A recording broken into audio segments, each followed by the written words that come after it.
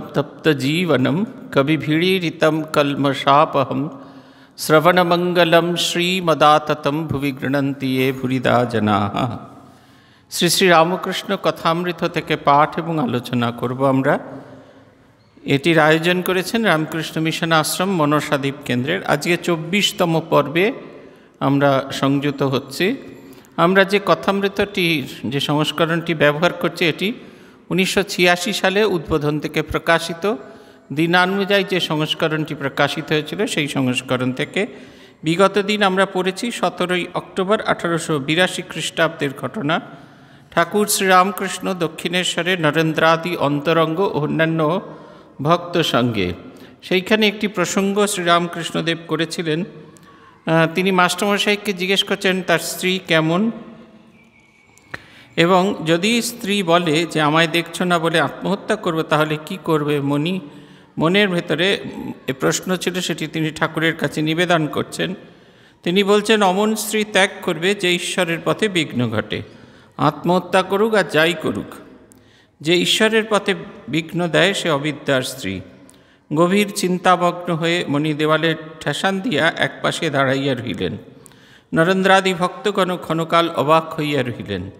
ঠাকুর বলছেন, ঠাকুর তাহাদের সহিত একটু কথা কহিতেছেন। হঠাৎ মনির কাছে আসিয়া একান্তে আস্তে আস্তে বলিতেছেন, কিন্তু যার ঈশ্বরে আন্তরিক ভক্তি আছে তার সকলেই বশে আসে, রাজা, দুষ্টলোক, স্ত্রী। নিজের আন্তরিক ভক্তি থাকলে স্ত্রীও ক্রমে ক্রমে ঈশ্বরের পথে যেতে পারেন। নিজে ভালো হলে ঈশ্বরের ইচ্ছাতেও সেও ভালো হতে পারে। এ কথাটির অর্থ হচ্ছে এই যে আমরা যদি ভগবানকে চাই, ভগবানকে পাওয়ার ইচ্ছাটা আমাদের ভেতরে জাগবে। ভগবানকে যত পাওয়ার ইচ্ছা আমাদের ভেতরে তীব্র হবে, তত পরিস্থিতি ভগবানকে পাওয়ার জন্য যা কিছু বাধা, যা কিছু প্রতিবন্ধকতা, সেইগুলো একটু একটু করে দূরীভূত হয়ে যাবে। এবং সেইগুলো একটু একটু করে দূরীভূত হলে আমরা খুব সহজে ভগবানের দিকে এগিয়ে যেতে পারবো। আমরা যখন খুব ছোট ছিলাম তখন মঠে আসা যাওয়া শুরু করতাম কলেজে পড়ার, তখন পূজনীয় মহারাজরা বলতেন যে মঠে আসা যাওয়া শুরু করবে, আস্তে আস্তে আস্তে আস্তে আস্তে বাড়ির লোকেরা বুঝবে ছেলের কি মতামত, এবং তারপরে যখন ছেলেরা বাড়ি থেকে চলে আসে তখন বাবা মারা তাতে বাধা দেন না, বরং তারা সেই পথে তার সহযোগী হয়ে ওঠেন। তাদেরও সঙ্গে করে নিয়ে আসবে, বিভিন্ন উৎসবাদিতে দেখাবে। তারাও এসে দেখবেন যে সুসঙ্গের ভেতরে আছে, এবং যত তার মনের ভেতরে এই ভাবনা চিন্তাগুলি থাকবে তত তারা তোমার সহযোগী হবে। এইখানে গিয়ে শেষ করেছিলাম। আজকে একটি নতুন অধ্যায় শুরু করব, 6ষ্ঠ পরিচ্ছেদ। 22 অক্টোবর 1882 খ্রিস্টাব্দের ঘটনা। ঠাকুর শ্রীরামকৃষ্ণ দক্ষিণেশ্বরের মন্দিরে বিরাজ করিতেছেন। বেলা 9টা হইবে। ছোট খাটটিতে বিশ্রাম করিতেছেন। মেঝেতে মণি বসিয়া আছেন, তাহার সহিত কথা কহিতেছেন। আজ বিজয়া, রবিবার 22 অক্টোবর 1882 খ্রিস্টাব্দ, আশ্বিন শুক্লা দশমী তিথি, 6ই কার্তিক 1289 বঙ্গাব্দ। আজকাল রাখাল ঠাকুরের কাছে আছেন। নরেন্দ্রনাথ ভবনাথ মাঝে মাঝে যাতায়াত করেন। ঠাকুরের সঙ্গে তাহার ভ্রাতুষ্পুত্র শ্রীযুক্ত রামলাল ও হাজরা মহাশয় বাস করিতেছেন। রাম মনমোহন সুরেশ মাস্টার রাম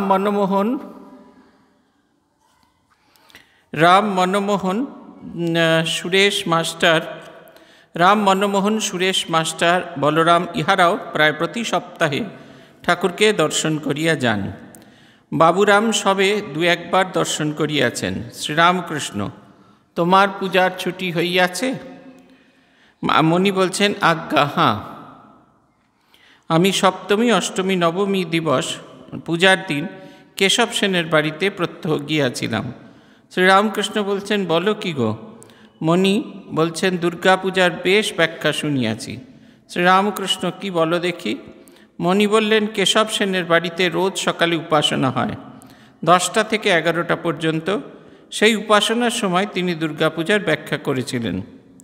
যদি মাঝে পাওয়া যায়, যদি মা দুর্গাকে কেউ হৃদয় মন্দিরে আনতে পারে, তাহলে লক্ষ্মী, সরস্বতী, কার্তিক, গণেশ আপনি আসেন। লক্ষ্মী অর্থাৎ ঐশ্বর্য, সরস্বতী অর্থাৎ জ্ঞান, কার্তিক অর্থাৎ বিক্রম, গণেশ অর্থাৎ সিদ্ধি। এসব আপনি হয়ে যান, মা যদি আসেন। ঠাকুর শ্রীরামকৃষ্ণ শ্রীযুক্ত ঠাকুর সকল বিবরণ শুনিলেন ও মাঝে মাঝে কেশবের উপাসনা সম্বন্ধে প্রশ্ন করিতে লাগিলেন। অবশেষে বলিতেছেন, তুমি এখানে ওখানে যেও না, এইখানেই আসবে। যারা অন্তরঙ্গ তারা কেবল এখানেই আসবে। নরেন্দ্র, ভবনাথ, রাখাল এরা আমার অন্তরঙ্গ, এরা সামান্য নয়, তুমি এদের একদিন খাইও। নরেন্দ্রকে তোমার কিরূপ বোধ হয়? মাস্টারমশাই বলছেন, আজ্ঞা ভালো। ঠাকুর বলছেন, দেখো নরেন্দ্রের কত গুণ, গাইতে বাজাতে বিদ্যায়, আবার জিতেন্দ্রীয়, বলছে বিয়ে করবে না, ছেলেবেলা থেকে ঈশ্বরেতে মন। কি সুন্দর কথা। কারুর একজনের মাইক্রোফোন অন হয়েছে, দয়া করে একটু বন্ধ করুন। শুভেন্দুবাবুর এই গোলমালটা এখান থেকে। হ্যাঁ, এই হচ্ছে আমাদের বলছেন যে দুর্গাপূজার বেশ ব্যাখ্যা শুনেছি। দুর্গাপূজার কি ব্যাখ্যা শুনলেন না? জগন্মাতাকে যদি কেউ অন্তর থেকে পায়, দেখবেন মা দুর্গার যে মূর্তি আছে, জগন্মাতা মাঝখানে আছেন, তাকে ঘিরে আছেন সবটুকু। এই ত্রিগুণাত্মিকা শক্তি, আমাদের যে তিন গুণ সত্য রজ তম, এই তিন গুণের প্রতীক হচ্ছেন জগন্মাতা দুর্গা। তমগুণের প্রতীক হচ্ছেন মহিষাসুর, তাকে বধ করার জন্য রজগুণকে ব্যবহার করছেন সিংহ, এবং দুটি গুণকে নিয়ন্ত্রিত করে তার মাঝখানে দাঁড়িয়ে আছেন সত্যগুণময়ী মা দুর্গা। আপনারা দেখবেন যে সিংহ একেবারে রক্তাক্ত করে ফেলেছে মহিষাসুরকে। বলছেন এত মার মেরেছে, এত তাকে খামচে খুমচেছে, বর্ণনায় আছে বমন, একেবারে রুধির বমন করছেন। তিনি যে মুখ দিয়ে তার যে লালা বেরোচ্ছে সিংহের, তার সঙ্গে এত রক্ত, সে তাকে এত জায়গায় আক্রমণ করেছে, তার মুখ দিয়ে লালার বদলে রক্ত বেরোচ্ছে। এটা হচ্ছে প্রতীকী। রজগুণকে যদি, তমগুণকে যদি নাশ করতে হয়, তাহলে প্রবল রজগুণের প্রয়োজন আছে। আপনি রোজ সকালবেলা 4টের সময় ঘুম থেকে উঠে জপ ধ্যান করতে চান, তখন প্রবল চেষ্টা করতে হয়। মোবাইল ফোনে অ্যালার্ম দিতে হয়, ঘড়িতে অ্যালার্ম দিতে হয়, একে বলতে হয়, তাকে বলতে হয়, সবাই মিলে ডাকাটাকি শুরু করে দেবে। তারপরে সেইখানেই শেষ নয়, তাড়াতাড়ি করে মুখাত পা ধুয়ে সমস্ত তৈরি হয়ে যখন জপ ধ্যান করতে বসবেন, তখন যেহেতু আপনি ঘুমের মধ্যে থেকে জেগে আছেন, তাই বারবার ঘুমে আবেশ আসবেন। তখন বারবার নিজেকে চোখ দিয়ে লাগানো, জল দেওয়া। আমাদের বেলুড় মঠে একটা ভারী সুন্দর বিদ্যা আমাদের শেখানো হয়। যখনই ঘুম আসে পায়ে হাঁটতে, পায়চারি করতে বলা হয়। আপনারা যদি সকালে তো দেখার সুযোগ নেই, দেখবেন যে মন্দিরের চতুর্দিকে বেলুড় মঠে মঙ্গল আরতির পর অনেকে পায়ে হেঁটে ঘুরতে ঘুরতে হাতে জপের মালা নিয়ে জপ করেন। এর অর্থ হচ্ছে এরা অনেকেই ঘুমিয়ে পড়েছেন। এই একজনের জন্য খুব উৎপাত হয়, এই যে কে এটা আমি বুঝতে পারছি না, কৃষ্ণা মুখার্জি। এনার কোনো প্রয়োজন নেই নিজের এটাকে নিয়ে, কিন্তু এই কাণ্ড করবেন, আর এই করতে গিয়ে গোটা সিস্টেমটা, গোটা ইয়েটাকে একবারে নষ্ট করে ফেলেছেন। কেউ বলেনি প্রেজেন্ট করতে, এই মুশকিল। এই উপাসনার মধ্যে যেটা কেশবচন্দ্র সেন বলছেন, সেটা আংশিক সত্য। কারণ ঠাকুরের পরের যে ব্যাখ্যাটা, সেটা শুনলে আমরা বুঝতে পারবো, পরের কথাটা শুনলে আমরা বুঝতে পারবো। সেখানে তিনি বলছেন যে তুমি এখানে আসবে। মা দুর্গার আর বাকি যে পার্শ্বদ, তা হচ্ছে মায়ের শ্রীগুণ, ঐশ্বর্যময়ী মা। মানুষ একমাত্র চরিত্রধনে সমৃদ্ধশালী হয়। মানুষ যদি মনে করে থাকে সে সমৃদ্ধশালী হবে, তাহলে অর্থগুণে সে কখনোই সমৃদ্ধশালী হয় না। যে জিনিস অনিত্য, যে জিনিস হারিয়ে যায়, যে জিনিস আর কখনো কোনো সময়ের জন্য থাকবে না, সেটা কখনোই চিরন্তন হতে পারে না। চিরন্তন হচ্ছে আমাদের চরিত্রগুণ, এবং এই চরিত্রগুণের কারণেই আমরা বেঁচে থাকি। তাই লক্ষ্মী হচ্ছেন মায়ের চরিত্রের বা আমাদের ভেতরের যে চরিত্রগুণ, ঐশ্বর্যের, তার প্রতীক। যখন হাতি কোনো জায়গায় যায়, কোনো রাস্তা অতিক্রম করে, তখন পথে যাবতীয় বাধা থাকে, সেগুলোকে তার সুঁড় দিয়ে সরিয়ে দিয়ে এগিয়ে যায়। মানুষের চরিত্রে এই গুণটি থাকা একান্ত জরুরি। সবসময় আমরা খুব সহজ জীবনযাত্রা খুঁজে পাবো না, সেই কারণে জীবনে যেতে গেলে এই পথগুলিকে আমাদের অতিক্রম করে যেতেই হবে। জীবনে যত বাধা থাকবে সেগুলোকে সরিয়ে দিয়ে আমাদের এগিয়ে যেতে হবে। কোনো একটি বাধাকে দেখলেই যদি আমরা থেমে যাই তাহলে আমাদের হবে না। কার্তিক হচ্ছে দুটি বিশেষ গুণ। কার্তিককে বলা হয় দেব সেনাপতি। একজন সেনাপতির ভেতরে দুটি গুণ থাকা দরকার, একটা হচ্ছে শৌর্য বীর্য পরাক্রম, আর আরেকটি হচ্ছে একাগ্রতা। তার হাতে তীর থাকে, তীরের মুখটা সরু, ফলা একবারে তীক্ষ্ণ। এটা হচ্ছে একাগ্রতার প্রতীক। আমরা যদি কোনো বিষয়ে আমরা ভালো হতে চাই, আমরা কোনো বিষয়ে যদি সফল হতে চাই, আমাদের ভেতরে এই গুণগুলি থাকা দরকার। রজ এবং তম, আমাদের শরীরে যে রজ এবং তম সেই গুণগুলির ওপর অধিকার থাকানো দরকার। আর সত্য গুণে আড়ুরও হতে হয়, ঐশ্বর্য সম্পদশালী হতে হয়, পথে যাবতীয় বাধা অতিক্রম করা চাই। আমরা শৌর্য বীর্যশালী এবং একাগ্রমনা হওয়া চাই। এবং সবশেষ যেটা প্রয়োজন, আত্মজ্ঞান।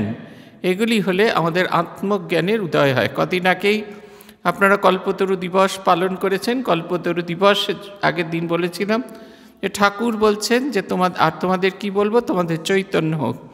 তাই স্বামী শারদানন্দ যে দিবসটিকে আত্মপ্রকাশে অভয়দান বলছেন। আমরা যখন নিজেকে দেখি, যখন নিজের স্বরূপকে চিনতে পাই, তখন ভাবি কত ছোট কাজ করছি। আমরা যখন আয়নায় নিজের মুখখানা দেখতে পাই, তখন বুঝতে পারি যে আমি যেরকম নিজেকে মনে করি হয় তার চেয়ে কুৎসিত, না তার চেয়ে বেশি সুন্দর। সেই বাঘের ছানা একটি মা ব্যাঘ্র, তিনি লম্ফদান করেছিলেন ভেড়ার পালের ওপর, কিন্তু তিনি গর্ভবতী ছিলেন এবং লম্ফদানের ফলে তিনি একটি সন্তান প্রসব করে মারা যান। ব্যাঘ্র ছানা সেই ভেড়ার পালের সঙ্গে ঘুরতে ঘুরতে এসেও ভেড়ার পালের মতো ভ্যা ভ্যা করে আর ঘাস খায়। একদিন আরেকটি ব্যাঘ্র, তিনি তাকে দেখে তাকে টেনে হিঁচড়ে নিয়ে গিয়ে জলেতে মুখ দেখালেন। সে তার আত্মস্বরূপকে দেখতে পেল। তারপরে তার মুখে খানিকটা মাংস গুঁজে দিলেন এবং তারপর সে তার আত্মস্বরূপ খুঁজে পেয়ে সে ব্যাঘ্র চিৎকার হুঙ্কার দিতে থাকল। এই যখন আমরা আমাদের আত্মস্বরূপকে জানতে পাই, তখন আমাদের মনে এত আনন্দ হয়, এত আলোকিত মনে হয় যে আমায় দেখতে কেমন তেমনটা আমরা ভুলে যাই। মা সরস্বতী হচ্ছেন জ্ঞানের প্রতীক, আত্মজ্ঞানের প্রতীক। সেই আত্মজ্ঞানকে আত্ম অজ্ঞানকে অন্ধকারের সঙ্গে তুলনা করা হয়। তাই জ্ঞানেরকে বলা হয় আলো। আলোর যেহেতু কোনো রং নেই, তাই তিনি সর্বশুক্লা সরস্বতী। এইখানেই থেমে থাকছেন না। দেবীর মাথার ওপর একটি ছোট্ট মূর্তি থাকে, ছবি বা মূর্তি থাকে। শিব ঠাকুর তম্বুরা বাজিয়ে গান গাইছেন, তম্বুরা বাজিয়ে আনন্দ করছেন। বলা হচ্ছে দেবীর এই সত্তাকে যখন আমরা অন্তরে অনুভব করতে পারি, তখন আমরা ওইরকম বুঁদ হয়ে থাকতে পারি। এইখানে বলছেন যেহেতু তিনি সেই অধিকারী নন, তিনি তার মতো করে ব্যাখ্যা করছেন। তিনি বলছেন মাকে হৃদয়ে স্থাপন করলে আপনা আপনি এইগুলি আসবে। লক্ষ্মী অর্থাৎ ঐশ্বর্য, সরস্বতী অর্থাৎ জ্ঞান, কার্তিক অর্থাৎ বিক্রম, গণেশ অর্থাৎ সিদ্ধি। এই নানা জায়গা থেকে না করে একমুখী জ্ঞান হওয়া দরকার। সেই কারণে তিনি বলছেন তুমি এরপর থেকে এখানে আসবে। এখানে আসবার কথা মানে ঠাকুরের কাছে আসবার কথা বলছেন। এই যে আমাদের একটা থাকে না, আমরা দীক্ষা টিক্ষা নিই, দীক্ষার সময় খানিকটা ভাবস্থ হয়ে থাকি, এবং ভাবস্থ হয়ে থাকি বলে সব ইনস্ট্রাকশনগুলো ঠিক করে শুনি না। কেউ আবার ঘুমিয়ে পড়েন দেখেছি দীক্ষার সময়। দীক্ষার পরে যখন এই গুরু পূজা হয়, সব হয়ে যাওয়ার পর ক্লান্তিতে ঘুমিয়ে পড়েন। মন্দিরেই আমরা দেখেছি ঘুমিয়ে পড়েছেন, একেবারে খুব আচ্ছন্ন হয়ে গেছেন, এই পড়ে যাবেন এরকম অবস্থা, এরকমটি হয়ে থাকে। সেই কারণে আমাদের গুরুরা কৃপা করে আমাদের একটি বই দেন, সাধন পদ্ধতি বলে। এই পদ্ধতিটা এই কারণে দেওয়া হয়, দীক্ষার দিন তিনি যা যা বলেছেন সেগুলি লিখিত অবস্থায় ওইখানে দেওয়া থাকে, যাতে আমরা সেটিকে চর্চা করতে পারি। আমাদের সমস্যা হচ্ছে ওই বইয়ের ওপর লেখা আছে অপর কাহাকেও দেখাইবে না, তাই আমরা অন্য কাউকে তো দেখাই না, নিজেরাও ভালো করে খুলে দেখি না। তারপরে এই দীক্ষার দিনে যে আধো যে জ্ঞান যেটা থাকে সেটার সাথে আর বিভিন্ন জায়গা থেকে যে জ্ঞান আমরা সংগৃহীত করে আমরা একটা খিচুড়ি ধর্মমত পালন করি, এবং সেই খিচুড়ি ধর্মমতে পালন করার ফলে আমাদের কোনো রকম এই অনুভব হয় না। তখন আমরা বলি যে দীক্ষা নেওয়াটাই ব্যর্থ হয়ে গেছে, দীক্ষা নেওয়াটাই বিফল হয়ে গেছে। তা কিন্তু নয়। ঠাকুর বারবার বলছেন যে তুমি এখানে ওখানে যেও না, এইখানেই আসবে। আবার এইটিকে না স্মরজিৎ ইজ প্রেজেন্টিং, কোনো প্রয়োজন নেই। প্রেজেন্ট করা। আপনি দয়া করে একটু পুরনো জায়গায় ফিরে আসুন, নাহলে খুব মুশকিল। আজকে সব অন্যান্যরা এসেছেন, তারা নিজেদের মতো করে প্রেজেন্ট করার চেষ্টা করছেন। হ্যাঁ, প্রেজেন্ট করার কিছু নেই। হ্যাঁ, স্মরজিৎ বোস, দয়া করে আপনি শান্ত হয়ে বসুন, ছটফট করবেন না। এই বলছেন তিনি এখানে ওখানে না যাওয়ার কথা বলছেন। এখানে ওখানে না যাওয়ার কথা মানে যে সাধন পদ্ধতি, যে সাধন বিদ্যা আমরা লাভ করেছি, সেইটাকে যদি আমরা পরপর অনুভব করে এগিয়ে যেতে পারি, তাহলে অবশ্যই আমাদের ভগবত দর্শন হবে, ভগবান লাভ হবেই হবে। এটা আমাদের কেউ আটকাতে পারবে না।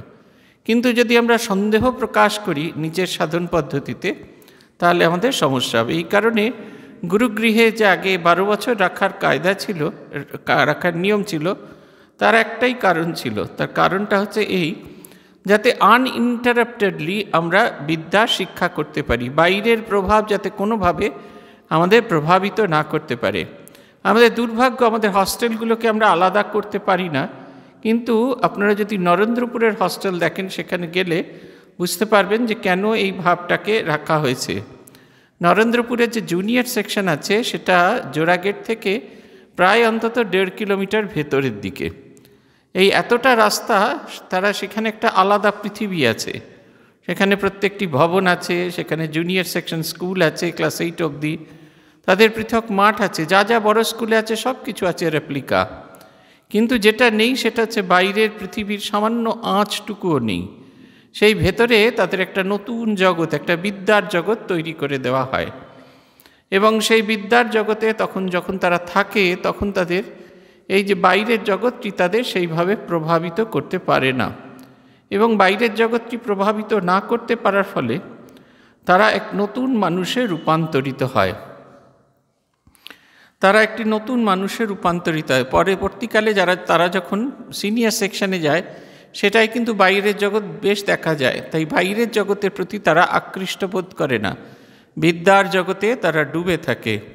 আমরা বেলঘরিয়া স্টুডেন্ট সমিতিতেও দেখেছি, সেইখানেও 3 দিক আশ্রমে 3 দিক রেল লাইন দিয়ে ঘেরা, ফলে সেখানে কোনো বাড়ি হবে না, কোনো দিন কোনো আওয়াজ হবে না। আর বাইরের একদিক যেখানে আছে, সেটা এতটা দূরে হস্টেল থেকে, বাইরে অনেক কান ফাটানো চিৎকার হলেও সেটা কোনো রকমভাবে আসবে না। অথচ আমাদের এখানে, যদিও আমরা এখানে খুব শান্তভাবেই থাকি, কিন্তু ইদানিং ওই যে খেলা হবে বলে ডিজে বাজে, সেটার প্রভাব আমাদের ছাত্রদের উপর পড়ে। তিনি বলছেন একমুখী বিদ্যা, এখান ওখান না গিয়ে এক জায়গাতে, তার নিজের কথা, একটি মাঠে সেখানে জল আছে। আমরা যদি একই জায়গা থেকে খুঁড়তে থাকি, তাহলে একটা সময় জলের কাছে পৌঁছবো। কিন্তু নানা জায়গা দিয়ে খুঁড়তে হলে শুধুমাত্র শ্রম যাবে, কিন্তু জল পাওয়া যাবে না।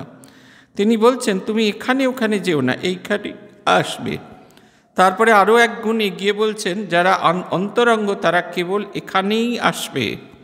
অতএব আমি ইনস্ট্রাকশন দিলেও কেবলমাত্র তারাই আসবে যারা অন্তরঙ্গ, যারা আন্তরিকভাবে আমাকে চায়, যারা সত্যি সত্যি খুঁজছে, একমাত্র তারাই আসবে। ঠাকুরের কাছে এসছেন এরকম বহু মানুষ, তারা ঠাকুরের সঙ্গে কথা বলছেন, তার বন্ধুবান্ধবরা ইস্কুস করছেন, তারপর আস্তে আস্তে উঠে বলছেন যাই গিয়ে বিল্ডিং টিল্ডিং দেখে আসি। বিল্ডিং টিল্ডিং দেখে আসার পরেও যখনও দেখছেন তারা ঠাকুরের সঙ্গে কথা বলছেন, তখন বিরক্ত হয়ে তারা বললেন তোমরা কথা বলতে থাকো, আমরা নৌকায় গিয়ে বসি। ঈশ্বরের প্রতি ভালোবাসা এটা সহজে আমাদের হয় না। আমরা যদি মনে করে থাকি যাব আর গিয়ে চেয়ারে বসে পড়বো, ব্যাস সঙ্গে সঙ্গে ঈশ্বরের প্রতি ভালোবাসা হবে, সেই অনেকটাই এখন শিশির হয়, যেমনি করে একটা বার করে টুকটুক করে তাতে পড়বে, ওরকম হয় না। আমরা যখন বারাসাত মঠে ছিলাম, দুর্গা পুজোর আগে শিশির জল সংগ্রহ করতাম। একটা পাত্র রোজ, মন্দির বন্ধ করার পর একটা পাত্র রোজ মন্দিরের ছাতেতে রেখে আসা হতো। পরের দিন সকালে সেখানে শিশিরে ভর্তি হয়ে যেত, সেইটাকে এক জায়গায় করে একটা কৌটোর মধ্যে রেখে দেওয়া হতো। দুর্গা পুজোর সময় শিশির জল ব্যবহার করা হয়। ওরকম শিশির জল নয়, সারা রাত রেখে থাকলে হয়তো 4-5 ফোঁটা পায়। ঠিক সেরকম অনেকের মাঝখানে ধর্ম প্রচার হলেও ঈশ্বরের প্রতি ভালোবাসা 4-5 জনের হয়। এই 4-5 জন যাদের আন্তরিক ভালোবাসা হয়, তাদেরকে ভগবান অন্তরঙ্গ বলছেন, যারা সত্যি সত্যি মন থেকে, অন্তর থেকে তাকে চায়। নরেন্দ্রনাথ, ভবনাথ, রাখাল এদের কথা বলছেন, এরা আমার অন্তরঙ্গ, এরা সামান্য নয়। তুমি এদের একদিন খাইও। নরেন্দ্রকে তোমার কীরূপ বোধ হয়? দেখুন, দুটো আদেশ আছে। একটা হচ্ছে বলছেন এরা আমার অন্তরঙ্গ, এখানেই শেষ হচ্ছেন না, বলছেন এরা কেউ সামান্য নয়, সাধারণ নয়। তখন নরেন্দ্রনাথ বা রাখাল বা ভবনাথ এদেরকে মানুষ চিনতে পারেনি, তাদের বালক বলতেন। রামচন্দ্র দত্ত যখন ঠাকুরের মহাপ্রয়াণ হলো তখন কিছুতেই ওই বাড়িটা আর রাখতে চাইলেন না। তিনি নেতৃত্ব দিলেন অন্য গৃহস্থ ভক্তদের, যাতে আর 31 তারিখ যেদিনই ঠাকুরের শরীর চলে গেছে তারপরের দিনই বাড়িটা ছেড়ে দিতে চাইছেন। কিন্তু এরা বলতে থাকলেন যে মায়ের কষ্ট হবে। আসলে মায়ের তো কোথাও যাওয়ার জায়গা নেই, এটা আর কেউ বোঝেননি, কেবলমাত্র সেই বালক ভক্তরাই বুঝতে পেরেছে, আর কেউ বোঝেননি। কেউ মায়ের আন্তরিক দুঃখটা বুঝতে পারেননি। তারা বুঝতে পারছিলেন না যে মা কী করবে। আর মা শ্রীরামকৃষ্ণকে হারিয়ে এমন ভেঙে পড়েছিলেন যে তিনি আর কি করবেন, কিংকর্তব্য বিমূঢ় হয়ে গেছেন। তারা রামচন্দ্র দত্তকে অনেক করে বললেন।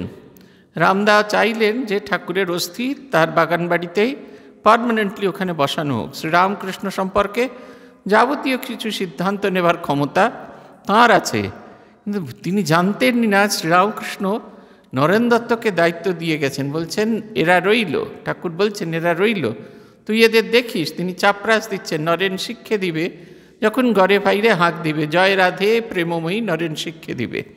তার লিখিত সেই চাপরাসটি আছে, এখন আমাদের কাছে চাপরাসটি আছে। ভুলেই গেছেন, বলছেন কেউ তাকে চিনতে পারে না, তাই বলছেন এরা অন্তরঙ্গ, এরা আমার ভালো। এদের খাওয়ালে কি হবে? এদের খাওয়ালে যেমন তপস্বী সন্ন্যাসীদের খাওয়ালে, এদের খাওয়ালে উপকার হবে। আমরা আগের দিন বলেছিলাম এইরকম একটি গঙ্গাসাগর মেলা হচ্ছে, 1886 সালের ঘটনা, জানুয়ারি মাসে। বাবুঘাটে অনেক সন্ন্যাসী এসেছেন। অদ্বৈতানন্দজি বুড়ো গোপালদা তার ইচ্ছা হয়েছে এরকম কিছু সন্ন্যাসীদের তিনি গেরুয়া কাপড় এবং একটি করে রুদ্রাক্ষের মালা দেবেন। ঠাকুরকে বলা মাত্র ঠাকুর বলছেন এই যে এই বালকরা রয়েছে, এদের মতো সন্ন্যাসী তুই কোথায় পাবি, এদের মতো ত্যাগী তুমি কোথায় পাবে? তাই ঠিক হলো 16টি ওই রকম ঠাকুর ফর্মালি সবাই ঠাকুরের হাত দিয়ে সবাই সেই গেরুয়া বস্ত্র এবং রুদ্রাক্ষ পেল। এটা আমাদের নিয়ম, যিনি আমাদের গুরু হবেন তার কাছ থেকে আমাদের সন্ন্যাস বস্ত্রটি পেতে হবে। তিনি হাতে করে আমাদের সন্ন্যাস বস্ত্র গেরুয়া বস্ত্রটি দেবেন। যেমন মা ঠাকুরুন যখন সন্ন্যাস দিতেন, মা ফর্মালি ওইরকমভাবে দিতে পারতেন না, ঠাকুরকে কাপড় স্পর্শ করে তাকে তার হাতে দিয়ে দিতেন। বিশুদ্ধানন্দ যেদের সন্ন্যাস হয়েছিল, এবং পরে ওরা কাশিতে গিয়ে বা কেউ কেউ স্বামী ব্রহ্মানন্দজি মাঝির কাছে গিয়ে বিধিসম্মতভাবে বিরজা হোম করে তারা নতুন নাম নিতেন, কিন্তু মা তাদের সন্ন্যাস জীবনে তুলে দিতেন। নরেন্দ্র সম্পর্কে এবার জানতে চাইছেন, তার সঙ্গী যারা আছে তারা নরেন্দ্রকে কি চোখে দেখেন। মাস্টারমশাই সবচেয়ে বেশি নরেন্দ্রনাথের বিরোধিতা করেছিলেন, তো তাই নরেন্দ্রনাথকে সম্পর্কে তাকে জানতে বলছেন। বলছেন দেখো নরেন্দ্রের কত গুণ, গাইতে বাজাতে বিদ্যায়, আবার জিতেন্দ্রিয়, বলছে বিয়ে করবে না, ছেলেবেলা থেকেই ঈশ্বরেতে মন, যা যে ভগবানের হবে সেই রকম প্রস্তুত থাকে। গাইতে বাজাতে তার যেমন অন্য বিদ্যা থাকে সেগুলি থাকে, প্রচলিত বিদ্যা মেধার যে বিদ্যা সেইটিও তার থাকবে। আবার জিতেন্দ্রিয় না হলে ত্যাগী হওয়া যায় না। আমাদের বিবেক বৈরাগ্য যদি জাগ্রত না হয়, আমরা যদি আমাদের পঞ্চকর্মেন্দ্রিয় পঞ্চজ্ঞানেন্দ্রিয় এবং তাকে নিয়ন্ত্রণকারী মন, একে যদি আমরা নিয়ন্ত্রণে না আনতে পারি, তাহলে আমাদের কখনো কোনোভাবে বিবেক বৈরাগ্য হয় না। তাই বলছেন জিতেন্দ্রিয়, আবার বলেছে বিয়ে করবে না। এটা একটা খুব বড় গুণ বলছেন, যে কোনো বন্ধনে সে বদ্ধ হবে না। বলছেন ছেলেবেলা থেকেই ঈশ্বরেতে মন, এটা খুব রেয়ার কোয়ালিটি। ছোট থেকে ভগবানকে চাইছে, এটা খুব রেয়ার কোয়ালিটি। এইবার মনির দিকে ফিরেছেন, মণিকে আবার একটুখানি পলিশ দিচ্ছেন। বলছেন ঠাকুর আবার মনির সহিত কথা কহিতেছেন, শ্রীরামকৃষ্ণ তোমার আজকাল ঈশ্বর চিন্তা কীরূপ হচ্ছে? তোমার সাকার ভালো লাগে না নিরাকার? মণি বলছেন আজ্ঞারে সাকারে এখন মন যায় না, আবার নিরাকারে কিন্তু মন স্থির করতে পারি না। শ্রীরামকৃষ্ণ বলছেন দেখলে নিরাকারে একেবারে মন স্থির হয় না, প্রথম প্রথম সাকার তো বেশ। মণি বলছেন মাটির ওই সব মূর্তি চিন্তা করা? শ্রীরামকৃষ্ণ বলছেন কেন, চিন্ময়ী মূর্তি। আজ্ঞা, মণি বলছেন আজ্ঞা, তাহলেও তো হাত পা ভাবতে হবে, কিন্তু এও ভাবছি যে প্রথম অবস্থায় রূপ চিন্তা না করলে মন স্থির হবে না। আপনি বলে দিয়েছেন। আজ্ঞে তিনি তো নানা রূপে ধরতে পারেন, তিনি তো নানা রূপ ধরতে পারেন। নিজের মার রূপ কি ধ্যান করতে পারা যায়? শ্রীরামকৃষ্ণ বলছে হ্যাঁ, তিনি অর্থাৎ মা হলেন গুরু আর ব্রহ্মময়ী স্বরূপা। মণি চুপ করিয়া আছেন। এইটি একটি আরেকটি জিনিস, এটা শ্রীরামকৃষ্ণ জীবনের একটা বৈশিষ্ট্য। সেটা হচ্ছে যাদের দায়িত্ব নিয়েছেন সে কে কতটা গিয়েছে, কে কতটা এগোতে পারছে, এইটা জানা, সম্যকভাবে জানা, এটা তার চেষ্টা চলছেন। শুধুমাত্র তার দায়িত্ব নিয়েই ছেড়ে দিয়েছেন তা নয়, বারবার দেখছেন। এই হচ্ছে ঠিক ঠিক গুরু। আমরা যেমন মহারাজের কাছে গেলেই একটা দুটো কথা হওয়ার পরে জিজ্ঞাসা করতেন সাধন ভজন কীরকম হচ্ছে, জপ ধ্যান কীরকম করছো, এর বাইরে কি বই পড়ছো, এর বাইরে তাকে আর অন্য কোনো কথা বলতে দেখিনি। কোনো একটা কথাও আচ্ছা এটা পড়া হচ্ছে এখন। পূজনীয় বিমলাত্মানন্দজি তখন আমাদের সদর কার্যালয়ে ছিলেন, সেবা করতেন আইন বিভাগে। আমরা কলেজ থেকে যেতাম, গিয়ে প্রণাম করলেই মহারাজ জিজ্ঞেস করতেন কী পড়ছিস এখন, কি বই পড়ছিস। আমাদের কাছে এটা একটা বিভীষিকার মতো ছিল, কারণ হয়তো কাজের চাপে হয়তো সারা সপ্তাহ কথামৃত ছাড়া আর কিছুই বই পড়া হয়নি। গিয়ে বলতাম না মহারাজ অনেক কাজ পড়ে উঠতে পারিনি। মহারাজ সে কী কথা, আমরা পড়তে পারছি তোরা পারবি না, আসল তোরা চাস না। এইটা হচ্ছে কথা। তখন আমাদের খুব ভয় করতো, সব সময় দেখতেন আমরা কি বই পড়ছি। কালকে পড়ছিলাম উমানন্দজির জীবনের একটি কথা। একজন সাধু উমানন্দজিকে জিজ্ঞেস করছেন আপনি সবসময় জপ করেন কেন? বলছেন ঈশ্বর যে আমায় সবসময় স্মরণ করেন, স্মরণে রাখেন, তাই আমি সবসময় তাকেও স্মরণে রাখার চেষ্টা করি। কি সুন্দর কথাটা। ভগবান কখনো আমাকে ভুলে যান না, তাই আমি কেন ভগবানকে ভুলে যাব? আমার কাজও ভগবানকে সবসময় মনে রাখা। কিন্তু খোঁজ করছেন তিনি। ঠাকুর জিজ্ঞাসা করছেন যে মাস্টারমশাই নিজেই বলছেন সাকারে এখন মন যায় না, নিরাকারে মন স্থির হয় না। প্রথম থেকেই আমরা যদি নিরাকারে মন স্থির করতে চাই তাহলে হয় না, একটা আধার দরকার হয়। অভ্যাস হয়ে গেলে তখন আর কিছুর প্রয়োজন নেই। আপনারা মায়েরা যখন রান্না করেন তখন প্রথম দিকে যখন বেলাদের রন্ধন প্রণালী দেখে রান্না করেন তাতে বলে দেওয়া আছে 1.5 চামচ চিনি। আপনারা ঠিক দেখে দেখে 1.5 চামচ চিনি দেন। পরবর্তীকালে যখন পাকা হয়ে যান তখন ওই দেখে দেখে 1.5 চামচ দিতে হয় না, একটা এমনি করে হাতে মুঠো করে আন্দাজ করে দিয়ে দিলেই সেটা 1.5 চামচ চিনির মতো হয়ে যায়। তাই প্রথমবারে যখন ছাঁচ তুলতে হয় তখন একটা ছাঁচের দরকার হয়, একটা আধারের দরকার হয়। তারপর যখন অভ্যাস হয়ে যায় তখন আর কোনো প্রয়োজন হয় না। ঠাকুর বলছেন, মাস্টারমশাই বলছেন যে ইনি বলছেন মাটির সব মূর্তি চিন্তা করা, মানে মাটির মূর্তি চিন্তা করা। ঠাকুর বলছেন মাটি কেন হবে, তিনি চিন্ময় মূর্তি, মূল মূর্তির প্রকাশ। মূল যে ভাব যেটিকে আমরা ঠিক করতে পারি না তার প্রকাশ। স্বামীজি বলছেন দেবতার মূর্তি কেমন হয় না, প্রত্যেক মানুষ তার মতো মনে করে। যদি একদল যদি আমাদের বৃষর দল মানে মোষের দল, তারা যদি মনে করত যে তাদের দেবতা কেমন হবে, ভাবতো তাদেরই মতো একটু বড় বৃষ। আপনারা দেখবেন আমরা যে দেবতার মূর্তি কল্পনা করি তার সঙ্গে আমাদের খুব একটা কিছু ফারাক নেই, কিন্তু একটু অতিরঞ্জিত করা থাকে। কেন? তাকে আমার চেয়ে অনেক শক্তিশালী বোঝানোর জন্য দেবী দুর্গার 2-এর বদলে 10টি হাত লাগানো হচ্ছে। এরকম 10 হাতওয়ালা মানুষ হয় না, কিন্তু দেখতে দেখবেন দেবী দুর্গাকে আমার মতো। আমি যা যা কল্পনা করি, আমার টানা টানা চোখ হবে, আমার সেই পটল চেরা খেঁদা চোখকে টানা টানা করবার জন্য দেবী দুর্গার চোখটাকে টানা টানা করি। আমি ভাবি আমার মুখ এইখানে থুতনি দারুণ সুন্দর হবে, আমরা দেবী দুর্গাকে ওই রকম সুন্দর করি। পাতলা পাতলা ঠোঁট হবে, দেবী দুর্গার এরকম পাতলা পাতলা ঠোঁট হবে। অতসী পুষ্পবর্ণা মানে হচ্ছে জ্যোতির্ময়ী। অতসী ফুল সেই হলুদও নয়, জানি হলুদ রং করে ফেলে, হলুদ নয়, একটা সেই জ্যোতির্ময়, জ্যোতিস্বরূপা, ড্যাজলিং। আমরা আমাদের নিজেদের যেরকম ভাবতে থাকি দেবতাকেও ঠিক সেই রকম কল্পনা করি। আমাদের ভেতরে একটা ড্যাজলিং সত্তা আছে, আলোকিত সত্তা, সেইটাকে কল্পনা করে থাকি। তাই বলছেন যে চিন্ময় মূর্তি হবে, মৃন্ময় মূর্তি হবেন কেন, তিনি হলেন চিন্ময় মূর্তি। এরপরে বলছেন আচ্ছা মাকে কি ভাবা যায়, মাকে কি ঈশ্বর কল্পনা করা যায়? ঠাকুর বলছেন হ্যাঁ, তিনি মা অর্থাৎ গুরু অর্থাৎ ব্রহ্মময়ী স্বরূপা। আমরা যাকে সবচেয়ে বেশি ইগনোর করি, আমরা ভুলে যাই তিনি ব্রহ্মময়ীর অংশ। ব্রহ্মময়ী যেরকম জগৎ সৃজন করেন তার থেকে, তার পেট থেকে, ঠিক সেই রকম জগন্মাতার মায়ের মূর্তিরা তারা আমাদের সৃজন করেছেন, তারা মহাশক্তিশালী। বলছেন মণি চুপ করিয়া আছেন। কিয়ৎক্ষণ পরে আবার ঠাকুরকে জিজ্ঞাসা করলেন আজ্ঞা নিরাকার কীরকম দেখা যায়, ও কি বর্ণনা করা যায় না? ঠাকুর একটু চিন্তা করিয়া ও কীরকম জানো, এই কথা বলিয়া ঠাকুর চুপ করিয়া গেলেন।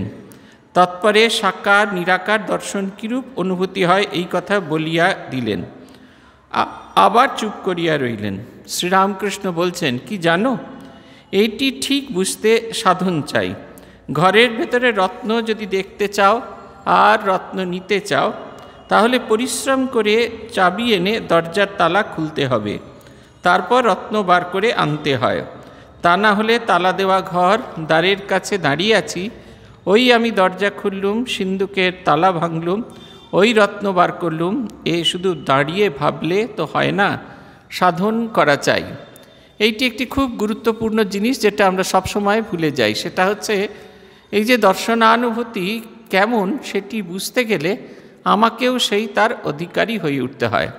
যেরকম আপনারা যারা আপনাদের প্রিয়জনদের হারাননি, প্রিয়জনকে হারানোর ব্যথা কীরকম এটা আপনারা কিন্তু অনুভব করতে পারবেন না। কিন্তু যারা প্রিয়জনদের হারিয়েছে তারা সহজেই প্রিয়জনকে হারানোর ব্যথা কত তীব্র, কত কষ্টকর সেটা তারা অনুভব করতে পারেন। ঠিক সেই রকম সাধন না করলে সাধনানুভূতি সেটা বোঝা যায় না। এই যে স্বামীজি বলছেন না, ধীরে ধীরে ছায়াদল মহালয়ে প্রবেশিল, বহে মাত্র আমি আমি সে ধারাও অনুক্ষণ, সে ধারাও বদ্ধ হলো, শূন্যে শূন্য মিলাইল, অবাঙ্গ মনস গোচরম, বোঝে প্রাণ বোঝে তার। বলছেন সমাধির অংশে, বলছেন একটা সময় সব কিছু হারিয়ে যায়, নাহি সূর্য নাহি জ্যোতি নাহি শশাঙ্ক সুন্দর, ভাসে বোমে ছায়া সম, ছবি বিশ্ব চরাচর। ছায়ার মতো দেখা যায়। শ্রীরামকৃষ্ণ যখন প্রথমবার জগন্মাতাকে দর্শন করলেন, তারপর থেকে তাঁর যখন ওই ভাব সমাধি হতো, কেমন হতো সেই অনুভূতি, সেটি লীলা প্রসঙ্গে আছে। সেখানে ঠাকুর নিজে মুখে স্বীকার করছেন। কীরকম স্বীকার করছেন? বলছেন, যখন জগন্মাতাকে দেখতে পাচ্ছি না বলে আকুল হয়ে গঙ্গার তীরে আমি একবারে সেই গঙ্গার তীরে নিজের মুখ রগড়াচ্ছি, এমন সময় দেখতে পেতুম জগন্ময়ী মা, মায়ের আনন্দময়ী মূর্তিটি দেখতে পেতুম। আর কি দেখতে পেতুম? যারা মানুষজন দাঁড়িয়ে আছে তাদের নাটকের পেছনের প্রেক্ষাপটের মতো, ছায়াছবির মতো দৃশ্যমান হতো। আপনারা যারা পুরনো দিনে যাত্রা নাটক দেখেছেন, স্ক্রিন আঁকা হতো। হয়তো নাটকটা গ্রামের ইয়েতে বর্ণনা করা হচ্ছে, স্ক্রিন আঁকা হতো, নদী তাতে একটা বয়ে যাচ্ছে। সত্য নয়, কিন্তু সেগুলো সবই আছে, কিন্তু সেগুলো কোনোটাই সত্য নয়। ঠিক সেই রকম মানুষজনকে ছায়াছবির মতো মনে হতো। তারা দাঁড়িয়ে আছেন, তারা আমার দুঃখে ব্যথিত হচ্ছেন, আমি যে আকুলতা প্রকাশ করছি তাতে তারা আকুল হয়ে যাচ্ছেন, অথচ তাদেরকে আমি কিছুতেই স্বাভাবিক মনে, আমার জগতের সঙ্গে তার সম্পর্ক নেই। আমি যে উচ্চ জগতে আছি তারা সেই জগৎ থেকে অনেকখানি দূরে। তাই এইটা বুঝতে গেলে আমাদের অনুভব চাই। বলছেন ধীরে ধীরে ছায়াদল মহালয়ে প্রবেশ। এই যে জগৎ সংসার, সেটা পুরোটাই মহালয়ে প্রবেশ, তার অস্তিত্ববিহীন হয়ে যায়। বহে মাত্র আমি আমি সে ধারা অনুক্ষণ। ঠাকুর বর্ণনা করছেন, একটি নৌকা যাত্রা করেছে, পাহাড় থেকে এসে চলেছে সিন্ধুর উদ্দেশ্যে, সমুদ্রের উদ্দেশ্যে। যত সে যাচ্ছে, যত সে এগিয়ে যাচ্ছে, তার দুপাশের প্রেক্ষাপট বদল হচ্ছে। দুপাশে মানুষের ঘর বাড়ি দেখা যাচ্ছে, মানুষ চাষ করছে, মানুষ আনন্দ করছে, ছোট শিশুরা খেলে বেড়াচ্ছে।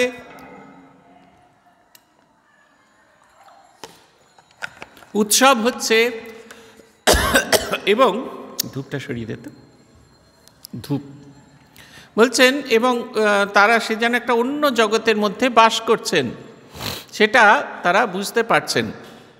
তারপরে আস্তে আস্তে যত সেটা সমুদ্রাভিমুখে, সেই যখন নৌকাটি যত সমুদ্রাভিমুখে যাত্রা করতে আরম্ভ করলো, তত পারিপার্শ্বিক ছবিগুলো বদল হতে থাকছে। তখন সে কি দেখছে?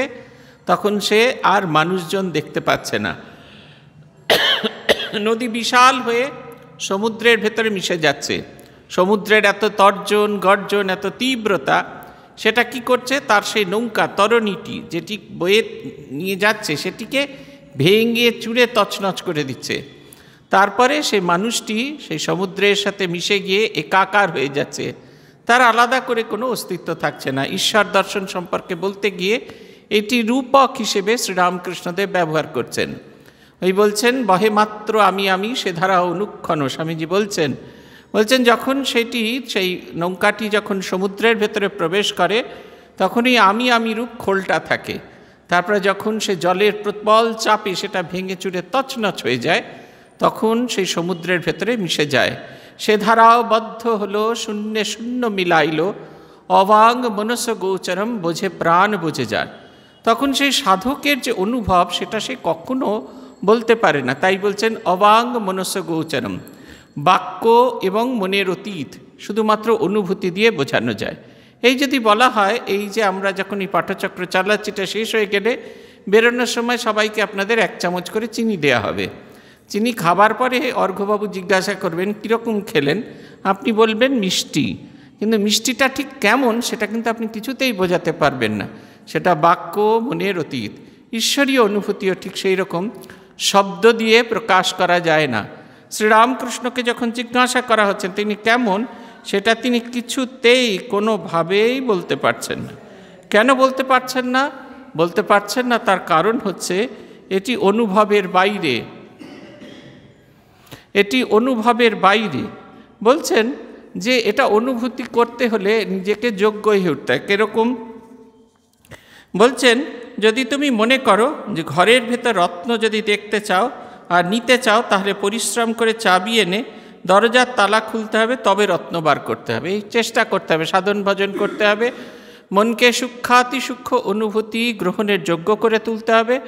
তখন এই মনের এই সূক্ষ্মাতি সূক্ষ্ম অনুভূতি আমাদের অনুভূতি হবে। তা না হলে তালা দেওয়া ঘর আর দ্বারের কাছে দাঁড়িয়ে তুমি ভাবছো এই দরজা খুললাম, এই সিন্ধুকের তালা ভাঙলাম আর এই রত্ন নিলাম, তাহলে ওটা ভাবার জগতেই থেকে যাবে।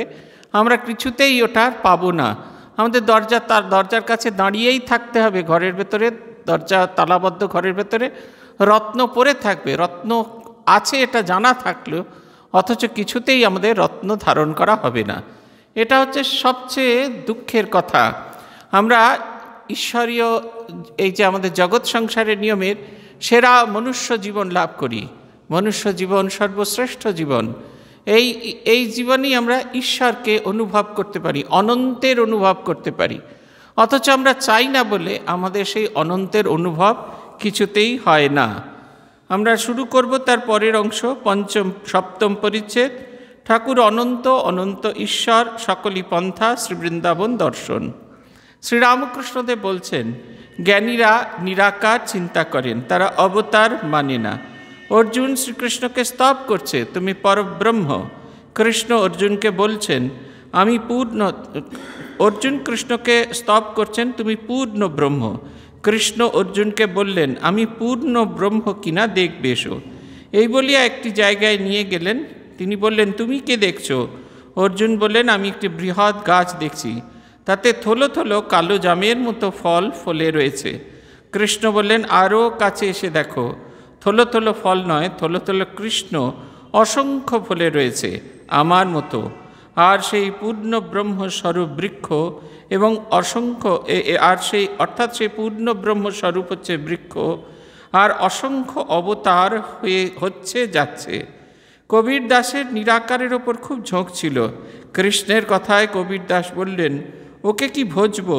গোপীরা হাততালি দিত আর উনি বানর নাচ নাচতেন সহাস্যে। আমি সাকারবাদীর কাছে সাকার আর নিরাকারবাদীর কাছে নিরাকার। এই হচ্ছে কথা।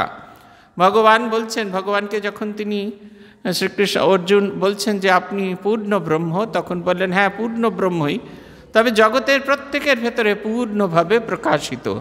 অর্থাৎ আমাদের ভেতরে প্রত্যেকের ভেতরে সেই ঈশ্বরীয় কণা আছে। দেখুন যত তিনি সেই জাম গাছের তলায় নিয়ে আসছেন, সেই থলো থলো দূর থেকে থলো থলো জাম গাছ দেখা যাচ্ছে, যত কাছে এসে দেখা যাচ্ছে যে জাম নয়, কালো জাম নয়, প্রত্যেকটি কৃষ্ণের একটি স্বরূপ।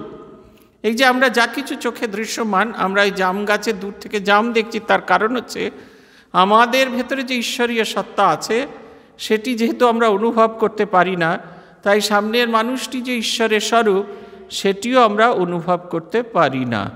যখন আমরা আমাদের মধ্যে নিজেদের সেই ঈশ্বরীয় স্বরূপকে জানতে পারবো, তখন এই সামনের মানুষের ভেতরে যে ঈশ্বরের বিকাশ হয়েছে, ঈশ্বরের প্রকাশ হয়েছে, এটা আমরা অন্তরে অন্তরে অনুভব করতে পারবো। এইটির কথা বলছেন। এই কারণে আগের দিন যে ঠাকুর বলছিলেন আত্মপ্রকাশে অভয়দান, সেটা হচ্ছে আমার ভেতরের সেই যে আত্মচৈতন্য সত্তা, সেইটির অভয়দান। কবীর দাসের কথা বলছেন যে তিনি যখন সাকার ঈশ্বরের কথা ভাবতেন তখন তিনি অবাক হয়ে যেতেন যে শ্রীকৃষ্ণ যখন সাকার হয়েছেন তার সাকার চিন্তা এরকম কীরকম করি, তিনি যেন সর্বাবস্থায় আমাদের কাছে আছেন। গোপীরা হাততালি দিচ্ছেন, বানর যেরকম নাচেন, বানর মানে এখানে হচ্ছে বানর মানে তিনি তাদের সখা হয়ে আছেন, তিনি তাদের একজন হয়ে আছেন, নাচছেন। আবার যখন তিনি নিরাকার হয়ে যাচ্ছেন তখন তিনি সব কিছুর ভেতরে মিশে আছেন। সাকারের কাছে সাকার, নিরাকারের কাছে তিনি নিরাকার। আমি যেভাবে ভগবানকে দেখতে চাই তিনি আমার কাছে ঠিক সেইভাবে প্রকাশিত হচ্ছে। মণিসহস্রে যার কথা হচ্ছে তিনিও ঈশ্বর, যেমন অনন্ত আপনিও তেমনি অনন্ত, আপনার অন্ত পাওয়া যায় না। ঠাকুর বলছেন, শ্রীরামকৃষ্ণ বলছেন, তুমি বুঝে ফেলেছ কি জানো সর্বধর্ম একবার করে নিতে হয়, সব পথ দিয়ে চলে আসতে হয়। খেলার ঘুঁটি সব ঘর পার না হলে কি চিকে ওঠে? ঘুঁটি যখন চিকে ওঠে তখন তাকে ধরতে পারা যায় না। এই দেখুন, ঠাকুর সহজে তার ঈশ্বরত্ব কারুর কাছে প্রকাশ করেননি, কিন্তু এইখানে প্রকাশ করছেন। তিনি মাঝে মাঝে কখনো কখনো সেটা প্রকাশ করে ফেলতেন। কাশীপুর উদ্যানবাটিতে আছেন তুরীয়ানন্দজি হরিনারায়ণ, তখন সদ্য এসেছেন তার কাছে। ঠাকুরকে তিনি জিজ্ঞেস করছেন কেমন আছেন? ঠাকুর বলছেন, কি বলবো ভাই, বড় কষ্ট, ভীষণ কষ্ট। তুরীয়ানন্দজি বলছেন, ওমা সে কি কথা, আমার তো মনে হচ্ছে আপনি খুব আনন্দে আছেন। ঠাকুর হাসছেন আর বলছেন, দেখ শালা ধরে ফেলেছে যে এই যে ঈশ্বরের যে ভেতরের যে সত্তা, বাইরের কভারটা যখন পার করে দিই। আপনারা গিয়েছেন কি না জানি না, অবশ্যই গিয়েছেন। আমি আমার অনুভূতিটির কথা বলি।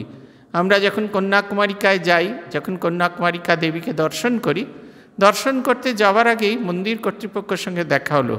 তারা বললেন, আপনি দেবীর মহাস্নান দেখবেন? আমরা গেলাম টিকিট নিয়ে, পরের দিন সকাল ভোর 4টের সময় মহাস্নান।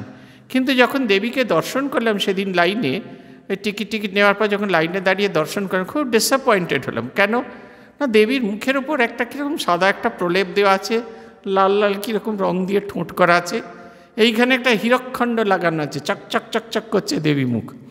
কিন্তু রাজা মহারাজ যে বলেছিলেন সেই রকম দেখতে পেলুম না।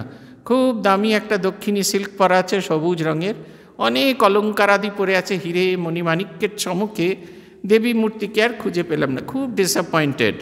চলে এলাম পরের দিন সকালবেলা, যেহেতু টিকিট কেটে ফেলেছি পয়সা দিয়ে, অতএব পয়সা দিয়ে যখন কাটা হয়েছে দেবীর মহাস্নান তো দেখতেই হবে। গেলুম, গিয়ে সম্পূর্ণ ছবিটা বদলে গেল। আমরা গিয়ে পৌঁছেছি, তার খানিক বাদে দেবীকে স্নান করানো হলো, সেই সমস্ত আভূষণ খুলে ফেলা হলো, একটা হালকা কাপড় পরানো হলো, তারপরে সেই ঘড়া ঘড়া জল ঢালা হচ্ছে, আর একটু একটু একটু করে মুখের ওপর থেকে সেই প্রলেপটা সরানো হচ্ছে। আটার মতো ভস্ম আসলে সেই প্রলেপটা দেওয়া থাকে, সেটা একটু একটু একটু করে সরে যাচ্ছে। তখন মাকে দেখা যাচ্ছে। রাজা মহারাজ যেরকম বর্ণনা করেছেন, ছোট্ট বালিকা মেয়ে খিলখিল করে হাসছে, একটা কোমরে হাত আর আরেকটা কোমরে জপমালা। জগৎ যেন তার কাছে যোগ এবং ত্যাগের প্রতীক। তিনি সেই জগতের মায়া দেখে, এই মায়াময় জগৎকে দেখে খিলখিল করে হাসছেন, জগৎকে বোঝাচ্ছেন অনুক্ষণ কোমর বেঁধে লাগো এবং ঈশ্বরীয় চিন্তায় মগ্ন হও। অপূর্ব সেই মূর্তি, কোষ্ঠী পাথরের তৈরি মূর্তি, কি অপূর্ব সেই হাসি। আমরা তিরুপতি বালাজির সামনে খানিকক্ষণ দাঁড়ানোর সুযোগ পেয়েছিলাম। তিরুপতি বালাজির সবচেয়ে আকর্ষণীয় যেটা, সেটা হচ্ছে তার হাসি। অপূর্ব সেই হাসি, কেমন ভাস্কর তৈরি করেছিলেন ভগবান জানে। তাই বলছেন, যখন আমরা আস্তে আস্তে এই যে ঈশ্বর তাঁর যে সামনে যে বর্মটা থাকে সেটাকে অতিক্রম করে যেতে পারি, তখন ঈশ্বরের স্বরূপ আমরা দর্শন করতে পারি। মণি বলছেন না, যার কথা হচ্ছে তিনিও, অর্থাৎ তিনিও যেমন ঈশ্বর যেমন অনন্ত, আপনিও তেমনি অনন্ত, আপনার অন্ত পাওয়া যায় না। আরেক জায়গায় ঠাকুর নিজেকে অচিনে গাছ বলছেন। অচিনে গাছ বলছেন এক ধরনের গাছ, যে গাছ কখনো দেখলে চিনতে পারা যায় না। মাস্টারমশাই বলছেন অচিনে গাছ কি না জানি না, কিন্তু এটা জানি যে আপনাকে যত বেশি জানবে তার ভেতরে আপনি তত বেশি বিকশিত হবেন, ভগবান তার বেশি আরও বেশি প্রকাশিত হবে। এইটির কথা বলছেন তুমি বুঝে ফেলেছ কি জানো, সব ধর্ম এক একবার করে নিতে হয়, সব পথ দিয়ে চলে আসতে হয়। খেলার ঘুঁটি সব ঘর না পার হলে কি চিকে উঠে? ঘুঁটে যখন চিকে উঠে তখন তাকে ধরতে পারা যায় না। সব ধর্মপথ দিয়ে তাকে যেতে হয়। আপনারা সাপ লুডোর খেলা দেখেছেন, পূজ্যপাদ রঙ্গনাথানন্দজি যখন শেষ সময় তার মন নামিয়ে রাখার জন্য তাকে সাপ লুডোর একটা ছক দেওয়া হয়েছিল। ঘুঁটিগুলো ম্যাগনেট দিয়ে লাগানো ছিল সেগুলো, কারণ উনি ওনার পক্ষে হাত দিয়ে নড়ানো সহজ ছিল না, তাই ঘুঁটিগুলো ম্যাগনেট দিয়ে নাড়াতেন। একটি ভারী সুন্দর ছবি আছে, স্বামী গহনানন্দজি তাকে দেখতে এসছেন, আর তিনি তখন সেই সাপ লুডোর খেলা। আবার এটি কে? আজকে সবাই পাগল হয়ে গেছে দেখছি, নিজেদের প্রেজেন্ট করার জন্য পাগল। এটা স্মরজিৎ। এ কেন করছেন বারবার একই জিনিস কেন করছেন স্মরজিৎ বাবু? পাগল হয়ে গেলেন নাকি? এইটা হচ্ছে কথা। এই সাপ লুডির খেলা হচ্ছে, দুজনে মিলে খেলছেন। দেখা যাচ্ছে এই গহনানন্দজি চাল দেবেন, গহনানন্দজি এসছেন, আর মহারাজ তখন মগ্ন হয়ে আছেন সাপ লুডোর খেলা। সাপ লুডোর খেলা ভারী সুন্দর। খানিকজন গেলেন, যেই সিঁড়ি পড়লে চচা করে উঠে গেলেন, সাপের মুখে পড়লেন, নেমে এলেন। এই দু ধরনের অভিজ্ঞতা, সুখানুভূতি দুঃখানুভূতি হতে হতে জগতের যাবতীয় আকর্ষণ এগুলো ধীরে ধীরে ধীরে ধীরে ক্ষীণ হতে থাকে। তখন আমরা যখন ওপরে উঠি তখন ঈশ্বরের অনন্ত মহিমা অনুভব করতে পারি। বিশ্বরূপ দর্শন যোগ হচ্ছে। শ্রীকৃষ্ণ দর্শন করছেন, আমাদের অর্জুন দর্শন করছেন শ্রীকৃষ্ণকে, তার নানা রূপ দর্শন করেছেন। সব রূপ দর্শন করার পর তার মনে হচ্ছে এই জগৎ সংসারের সব কিছু তুমি, যদি জানতে হয় একমাত্র তোমাকেই জানব। কারণ এই কথা আমার কাছে খুব পরিষ্কার, জগতে সবাই যদি আমায় ছেড়ে যায়, তুমি কখনো কোনো অবস্থাতে আমাকে ছেড়ে যাবে না। তাই অন্য কাউকে জানার আগে সবার আগে তোমাকে জানব, তুমি একমাত্র জানার বস্তু। ভগবান আমাদের মনের সেই অবস্থা করুন, আমরা যেন সব ঘর পেরিয়ে এই অনুভবে আমাদের পাকা হয় যে তিনি একমাত্র জানার বস্তু। আর যাকে কেন্দ্র করে আমাদের এত কিছু চেষ্টা, সেই অজানা বস্তু আমাদের জীবনে অজানাই থাকুক, অনিত্য আমাদের জীবনে অনিত্যই হয়ে থাকুক। আমরা যেন কেবলমাত্র নিত্য বস্তুর সন্ধান করতে পারি। আজ এই পর্যন্ত। শ্রী ভগবানের কৃপা হলে আবার আগামী দিন আপনাদের সকলের সঙ্গে দেখা হবে। ওম নিরঞ্জনম নিত্যম অনন্তরূপম ভক্তানুকম্পাদৃতবিগ্রহম বৈ ঈশাবতারম পরমেশমিড্যম তং রামকৃষ্ণম শিরসা নমামি। ওম শান্তি ওম শান্তি ওম শান্তি। হরি ওম তৎসৎ। শ্রী রামকৃষ্ণার্পণমস্তু। শ্রী ভগবানের কৃপা হলে আবার আগামী বুধবার, এই দিন যদি 15 তারিখ যদি আমরা সুবিধা করতে পারি, অবশ্যই নোটিফিকেশান দেবো, আপনারা দেখবেন। আর না হলে একেবারে সেই ফেব্রুয়ারি মাসের প্রথম বুধবার আপনাদের সঙ্গে দেখা হবে। সবাই ভালো থাকবেন। নমস্কার।